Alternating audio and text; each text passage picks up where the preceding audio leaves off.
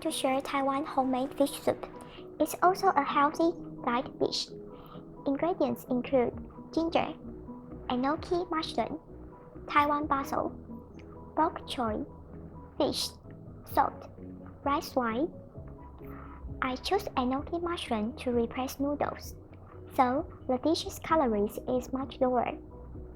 Ginger, Taiwan basil, rice wine are the most important ingredients to represent Taiwan food flavor. This dish is very simple and only costs 5 minutes. Are you ready? Let's start cooking!